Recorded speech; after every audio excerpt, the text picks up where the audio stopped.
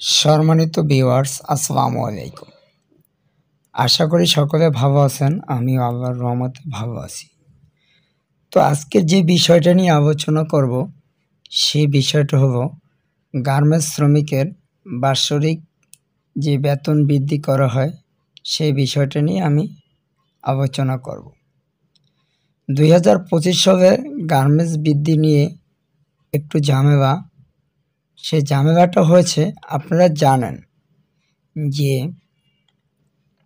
2024 সালের সেপ্টেম্বর এবং October November মাসে আশুলিয়া সাভারে গার্মেন্টস শ্রমিকরা আন্দোলন করে। আন্দোলনে তাদের 13 দফা দাবি ছিল। 13 দফা দাবির ভিতরে উল্লেখযোগ্য যে দাবিটি ছিল তা হলো যে বাৎসরিক যে বেতন বৃদ্ধি সেটা 10% করতে হবে। তারই প্রেক্ষাপটে 2025 সালের যে গার্মেন্টস শ্রমিকের বেতন বৃদ্ধি একটু অন্যরকমের বিষয়টা হলো, আমরা সবাই জানি বা আপনারা জানেন যে 2023 সালে যে গার্মেন্টস শ্রমিকরা আন্দোলন করে যে বেতনটি নির্ধারণ করা হয়েছিল, সর্বনিম্ন বেতন 12,500 টাকা এবং সর্বোচ্চ যে অপারেটরের বেতনগুলো করা হয়েছে সেটা একটি গ্রেড অনুযায়ী করা হয়েছে। এর আগে কিন্তু কোনো গ্রেড ছিল না।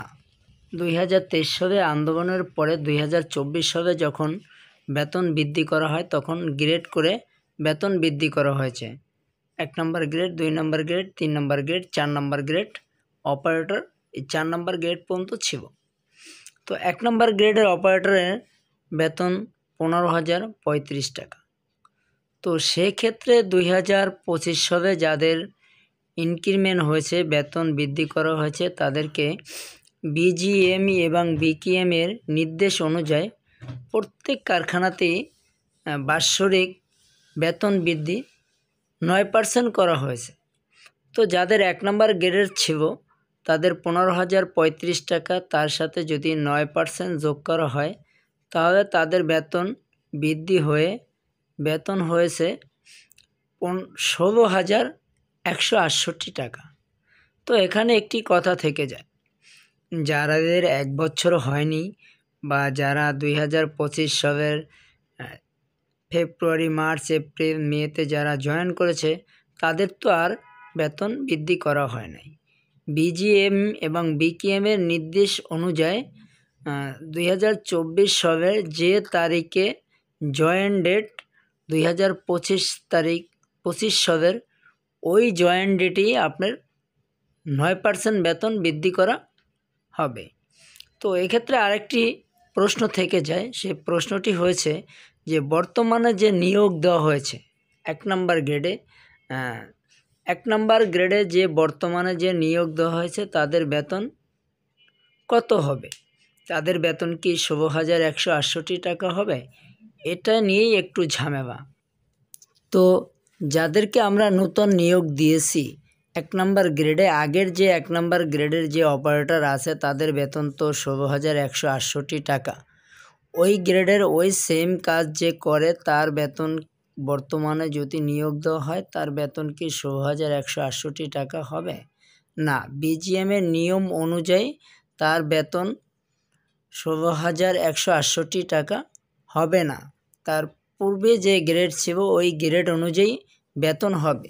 কিন্তু কিছু কিছু ফ্যাক্টরিতে দেখা যায় ওয়ার্কার শর্ট বা ওয়ার্কার শূন্যতার কারণে লোকজন প্রয়োজনের বিধায় দেখা যায় তাদের যে আগের গ্রেড ছিল 1 নম্বর গ্রেডে 15,035 টাকা, তার সাথে 4% যোগ করে তাদের বেতন ধরা হচ্ছে, নতুন যেগুলো নেওয়া হচ্ছে। তাতে দেখা যায় কোনো ফ্যাক্টরিতে 1 নম্বর গ্রেডের অপারেটরগুলো 15,500 টাকা, 15,600 টাকা, 15,400 টাকা এভাবে ধরতেছে।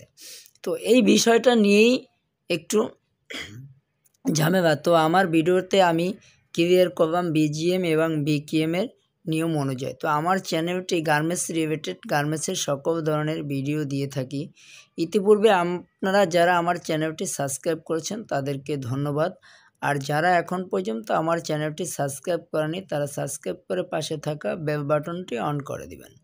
যাতে পরবর্তীতে যে কোনো ভিডিও ছাড়ার সাথে সাথে সর্বপ্রথম আপনার কাছে চলে যায়। এরপরে আমি যে ভিডিওটি দেব সে ভিডিওটি হলো, আমরা অনেকেই জানি না যে কমপ্লেন্স ফ্যাক্টরিতে ওভারটাইমের হার কিভাবে বাইর করে বা কত টাকা বেতন হয়ে যায়, কত টাকা ওভারটাইম পাবো। এই বিষয়ে আমি সম্পূর্ণ আলোচনা করব আমার পরবর্তী ভিডিওতে, তাই চ্যানেলটি সাবস্ক্রাইব করে পাশেই থাকুন। আজকের এই পর্যন্তই, ভালো থাকবেন সবাই, আল্লাহ হাফেজ।